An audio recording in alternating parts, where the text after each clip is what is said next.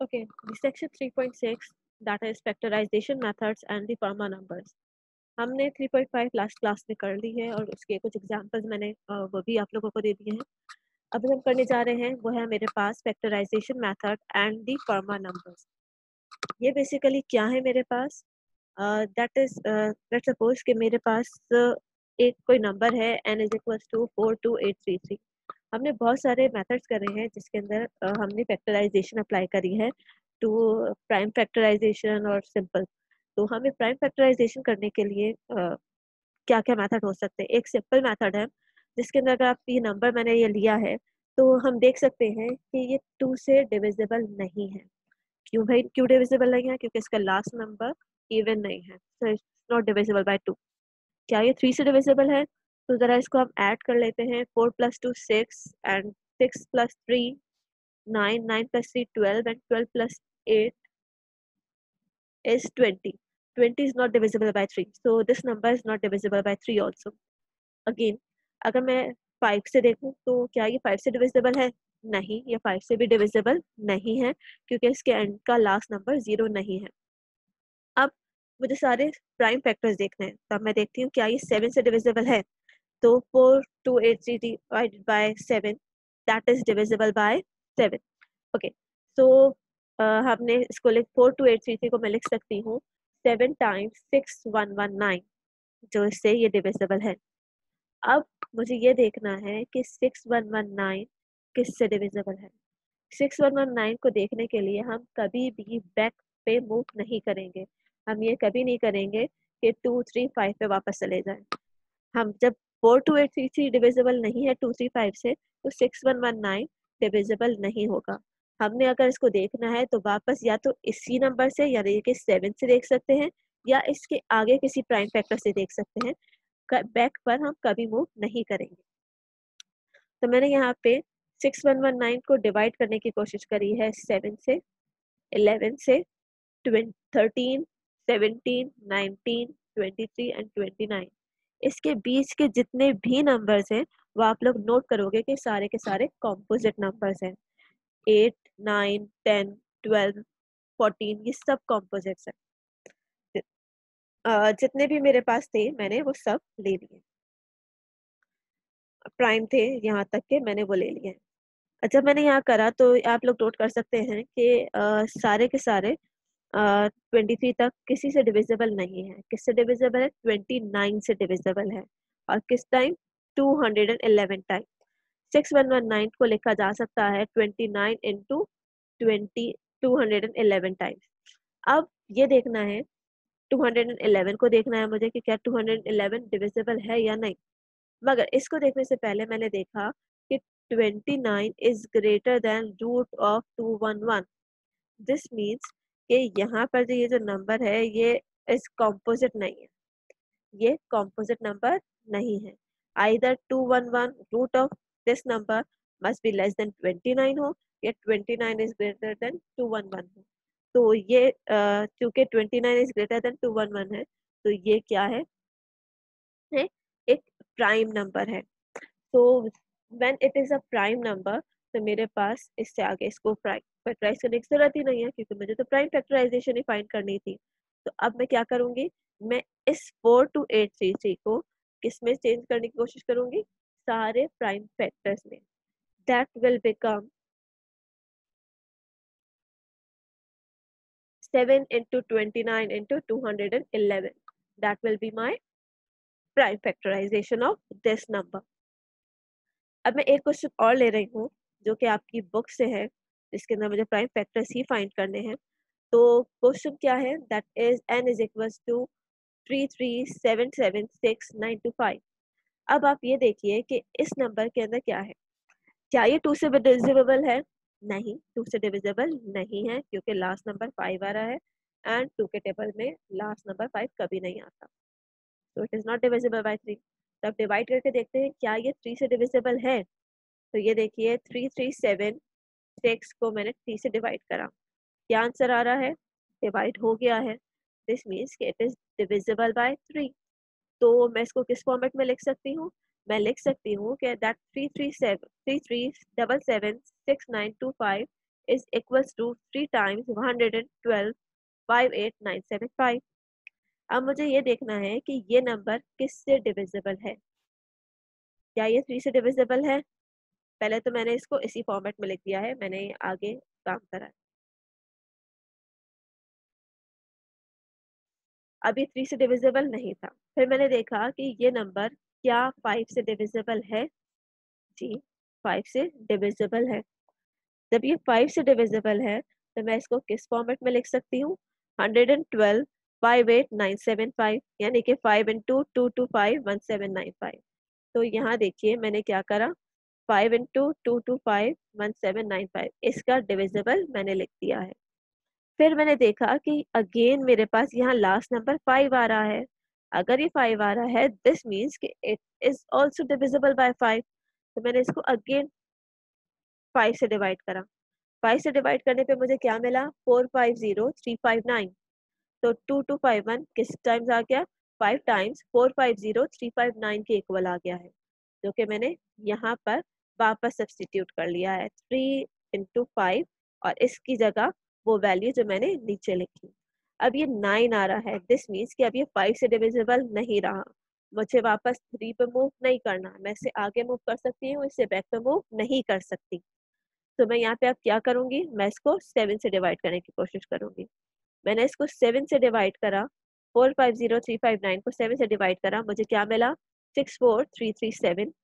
तो इसको मैंने किस टाइम लिख लिया? 7 टाइम्स 64337, और यहाँ पर 450 की जगह 7 टाइम्स 64337 लिख लिया। अब मैंने देखा कि अब क्या ये 7 से डिविजिबल है? 64337 को 7 से डिवाइड करा, ये डिविजिबल है। किससे डिविजिबल है? 7 टाइम्स 9191 से। वही चीज मैंने यहाँ लिख ली इस 64337 की जगह। अब वापस देखा कि अगेन डिविजिबल है, तो 9191 को अगेन डिवाइड करा मैंने 7 से, and I will get 1313 this number. इसको मैं लिख सकती हूँ 7 टाइम्स 1313। इसको मैंने अगेन कहाँ सब्सिट्यूट करा? इस 9191 की जगह 7 टाइम्स 1313 के फॉर्मेट में सब्सिट्यूट कर लिया। अब पहले मैंने 7 से और डिवाइड कर देख सकते हैं आप, तो वो डिविजिबल नहीं था। लेट सपोज 9191 को 1313 को मैं 7 से डिवाइड करती हूँ, तो देखा ये ऐसे ही आ रहा है, दिस मीन्स 7 से डिविजिबल नहीं है। तो इसके बाद कौन सा प्राइम नंबर आता है? That is 11। तो मैंने 11 से डिवाइड करा, अगेन ये 11 से डिविजिबल बाय नहीं है। तो फिर मैंने 13 से डिवाइड करा, और 13 से क्या आया? 101। अब 101 का डिवाइड करने के लिए मैं बैक नहीं जा सकती है। 101 को हम ये देख लेते हैं कि क्या 13 इस रूट 101 से बड़ा है या छोटा। अगर बड़ा है तो ये प्राइम हो सकता है। तो हमने देखा कि ये बड़ा है, तो this means 101 is a prime. तो मेरे पास इस 1313 की जगह 13 इंटू 101 आ गया। तो मेरे पास जो फैक्टर्स बने वो क्या बने? 3, 5 square, 7 cube, 13 into 101। That will be my factorization. ठीक, तो किसी भी बड़े नंबर को आप इस फॉर्मेट में फैक्टराइज कर सकते हैं। देन मेरे पास आता है फर्मा फैक्टराइजेशन। फर्मा फैक्टराइजेशन कोई बहुत इफेक्टिव नहीं है, बट एक इम्पॉर्टेंट है जो हम काफ़ी सारी जगह पे यूज़ करेंगे। इसके फॉर्मुलेशन, इसके ये मेथड हम काफ़ी जगह यूज़ करेंगे।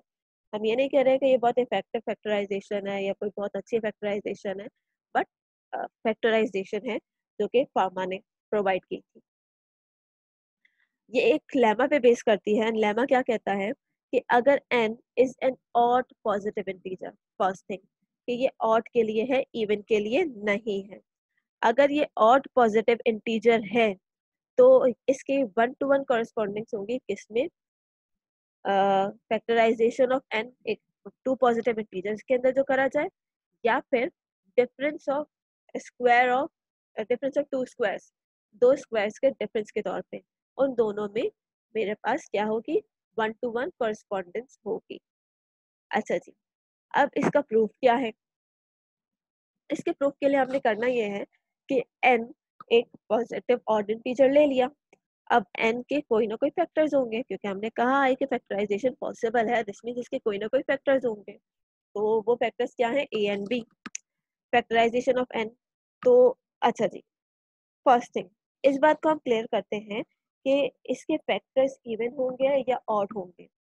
तो हम लोग ये नोट कर सकते हैं कि ए और बी दोनों के दोनों ऑड होंगे, क्योंकि ऑड नंबर है एंड ऑड नंबर मुझे दो ऑड नंबर को मल्टीप्लाई करने से ही मिलता है। अगर इन दोनों नंबर में से कोई एक भी इवन होता तो ये नंबर ऑड नहीं होता, ये नंबर मेरे पास इवन आता। आप 2 3 करके देख लें, 2 3 6 कर लें, आप कोई बड़ा सा नंबर ले लें, 27 × 2 कर लें, तो वो 14, लास्ट नंबर 4 आएगा जो कि इवन नंबर है। ठीक, तो आप ये देख सकते हैं कि अगर इन दोनों में से कोई एक नंबर इवन हो तो आंसर इवन आएगा। इवन को इवन से मल्टीप्लाई करो, इवन आएगा। ऑड को इवन से करो, इवन आएगा। You will get the odd answer by multiplying two odd numbers, 3 × 5, 5 × 7, 7 × 11 या 11 × 13, ये सारे के सारे आपको ऑड आंसर्स प्रोवाइड करेंगे। तो ये बात याद रखिएगा कि n के ऑड नंबर के फैक्टर्स हमेशा ऑड ही होंगे। तो हम यहाँ पे क्या कह रहे हैं, अकॉर्डिंग टू दिस लेमा कि n किस में लिखा जा सकता है, as the difference of two squares. अब टू स्क्वायर्स का मतलब क्या है कि n is equals to A B and that is S square minus C square. ये कोई दो नंबर्स हैं, s एंड t दो इंटीजर्स हैं। अब ये s को हम किस तरह डिफाइन कर रहे हैं, s को डिफाइन कर रहे हैं as a plus B over two and t को डिफाइन कर रहे हैं as a minus B over two. दोनों इंटीजर्स हैं और a और b दोनों ऑड हैं। तो जरा ऑड को आप माइनस करें, तो ऑड नंबर्स को माइनस करें, 7 - 3 इज 4, 5 - 3 इज 2, 11 - 7 कितना होता है, 4। तो आपके पास ये जो नंबर्स आते हैं, आप दो ऑड नंबर्स को ऐड करें और या सब्ट्रैक्ट करें, दोनों क्या होते हैं, इवन नंबर होते हैं और जो कि 2 से डिविजिबल होते हैं। तो यहाँ पे मेरे पास नंबर्स मिल सकते हैं। अगर मैं कन्वर्सली बात करूं तो n कोई difference of two square number है, that is n is equal to S square minus T square. तो आप ये देख सकते हैं कि इसके फैक्टर्स मैं फाइंड कर सकती हूँ। कौन सा फॉर्मूला अप्लाई हो रहा है इस पे, नोट कर सकते हो, that is A square minus B square. तो नंबर क्या बनेगा, s plus T and s minus T, जो कि मेरे पास एक इंटीजर आएगा, दो प्रोडक्ट ऑफ टू नंबर्स आ गया। अब इससे रिलेटेड हम क्वेश्चन करके देख लेते हैं कि फॉर्मा फैक्टराइजेशन होती कैसे है। फॉर्मा फैक्टराइजेशन करने के लिए हमने कहा जा रहा है कि आप 6077 की फॉर्मा फैक्टराइजेशन फाइंड कीजिए। तो सबसे पहला काम जो आपने यहाँ करना है वो करना क्या है कि इसका रूट फाइंड करना है, 6077 का रूट फाइंड करना है। तो मैंने यहाँ पे न्यूमेरिकल वैल्यू चाहिए, मुझे न्यूमेरिकल वैल्यू चाहिए। अगर मैं सॉफ्टवेयर यूज कर रही होती हूँ तो मुझे नहीं मिलता यहाँ पे डायरेक्टली, तो मुझे यहाँ पे एन लिखना पड़ा। मैंने इसका करा, रूट फाइंड करा, तो रूट क्या आ रहा है, 77 एंड 0.95 दिस मीन्स कि ये किसके बिटवीन आ रहा है, ये नंबर आ रहा है 77 एंड 78 के बीच में। यानी कि यहाँ जो भी नंबर होगा जो स्क्वायरिंग होगी वो 78 स्क्वायर से स्टार्ट होगी, क्योंकि डिफरेंस चाहिए, माइनस चाहिए, तो मुझे कौन सा वाला नंबर लेना है, बड़ा वाला नंबर लेना है, छोटा वाला नंबर नहीं लेना। तो मैंने क्या करा, 78 स्क्वायर माइनस 6077 को सब्ट्रैक्ट करा, मुझे जो डिफरेंस मिला दैट इज 7। क्या 7 स्क्वायर है, नहीं है, नहीं चाहिए। मैं यहाँ पे नंबर इंक्रीज करती जाऊंगी। कब तक नंबर इंक्रीज करूंगी, जब तक मुझे ये डिफरेंस के बाद जो नंबर मिल रहा है वो स्क्वायर ना हो। तो 78 के बाद मैंने करा 79, तो वो देख सकते हैं मुझे क्या मिला, 164 which is also not square. फिर मैंने करा 80 स्क्वायर, 80 स्क्वायर क्या आया, 323, ये भी स्क्वायर नहीं है। फिर करा 81 स्क्वायर माइनस 6077, ये मिला 484, जो कि स्क्वायर है 22 का।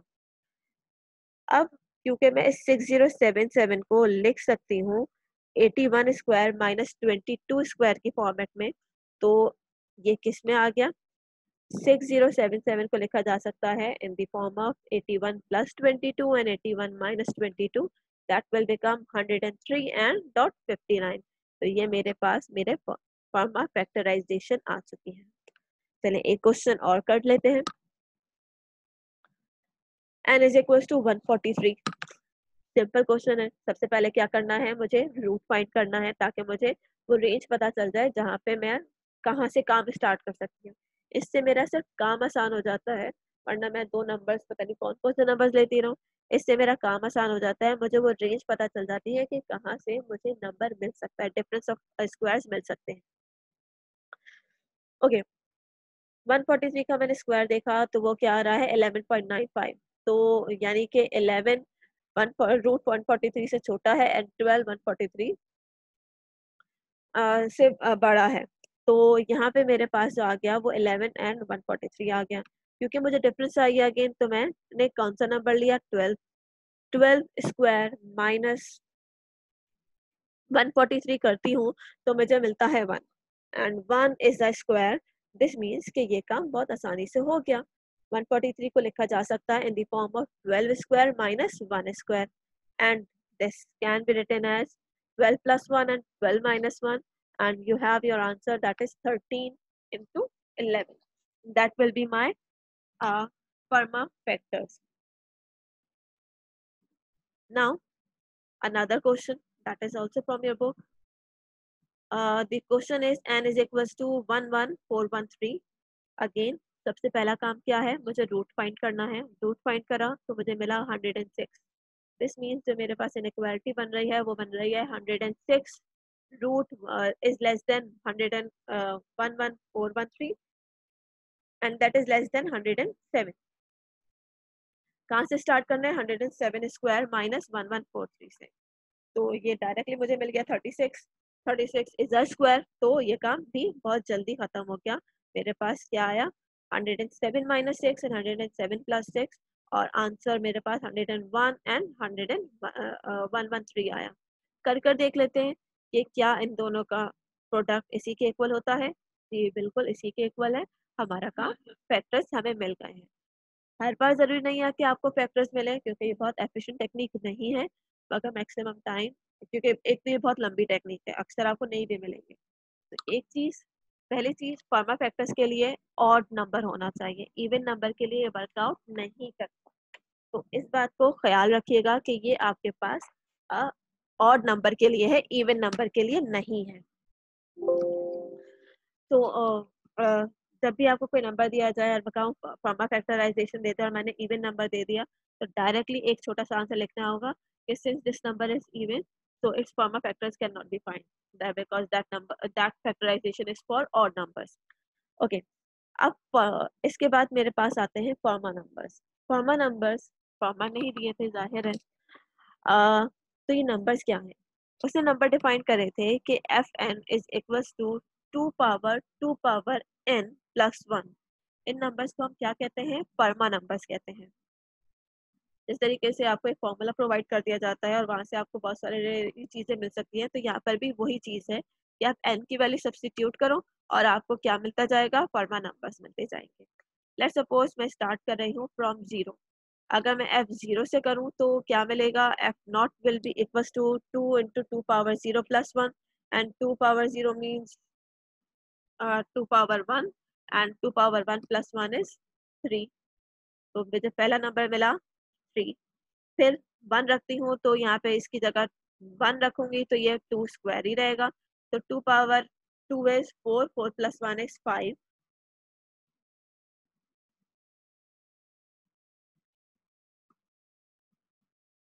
फिर अगर मैं 3 रखती हूँ तो क्या होगा, 2 पावर सॉरी 1 रखा था तो 2 पावर 2 हो गया। अब ये 2 पावर 2 रखती हूँ तो 2 पावर 4 आया। 2 पावर 4 इंटू 2 पावर मेरे पास क्या आ गया, 4 इज 16। 16 प्लस 1 ये क्या आ गया मेरे पास 17। तो ये नंबर क्या आया 17। अब मैं F3 के लिए करती हूँ, 3 के लिए करती हूँ तो 2 पावर 3 प्लस 1 257। ठीक, F2 था ये।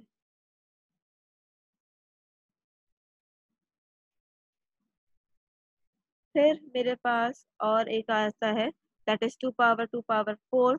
उसके लिए अगर मैंने करा तो वो आया 65537। एक कंजेक्चर ये था, फर्मा का एक कंजेक्चर था। कंजेक्चर क्या होता है कि एक थ्योरी प्रोवाइड कर दी जाती है, वो प्रूफ हो या ना हो वो नहीं इम्पोर्टेंट। काफ़ी मर्तबा अगर वो प्रूफ हो जाती है तो वो थ्योरम में चेंज हो जाती है, अगर नहीं होती तो वो कंजेक्चर रहता है। कंजेक्चर ये था कि फर्मा नंबर सारे प्राइम होते हैं। अब हमने शुरू के ये सारे नंबर्स देखे, जो ये हमने 4 नंबर्स फाइंड करे हैं, वो तो हमें पता चल रहा है कि प्राइम हैं, मगर क्या बाकी भी प्राइम होते हैं? नहीं जी।